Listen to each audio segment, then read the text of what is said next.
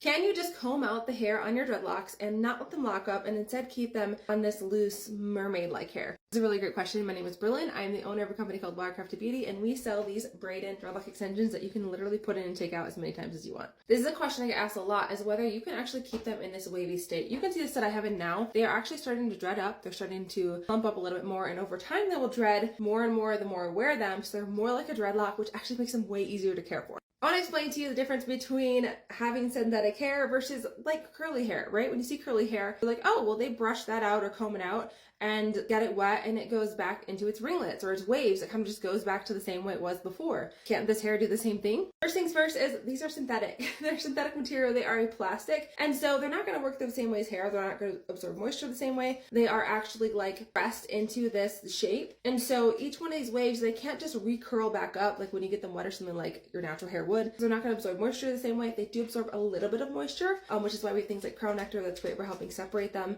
make sure they're not getting knotted together, help them through the maturing process to get to the actual dreadlock stage, right? But they're not going to absorb like your natural hair. And with natural hair, basically what makes hair curly is actually the follicle is a different shape. So people with stick straight hair, they're going to have a completely round hair follicle. People with curly hair are going to have an oval follicle, and it's going to basically vary based on like the shape of their follicle is going to determine how curly their hair is. So let me show you what will actually happen if you go ahead and brush these. I have many people ask like, hey, can I brush these? I actually saw one girl that did this, not with a set of ours, but someone else's set. She's like, I brushed them and I ruined them and it was so sad. So I have a dreadlock here and I want to show you, this is in our salt and pepper color. So it's like a salt and pepper and it goes down to an icy white at the end. And I actually don't own a hairbrush because I have curly hair, but I have lots of picks. So I'm going to show you what happens when you actually comb one of these out and why you don't want to comb them out. Here's our dreadlock when we start. It has, you can see loose hairs, right? You can separate this. This one's a little bit frizzy because this is one of my sample ones that I just hold up like these ones for demonstration. So they get handled a lot. So they will be less frizzy than this than when you get them. But here's what will happen if you decide to go ahead and comb out your dreadlocks. People have made this request and asked this question because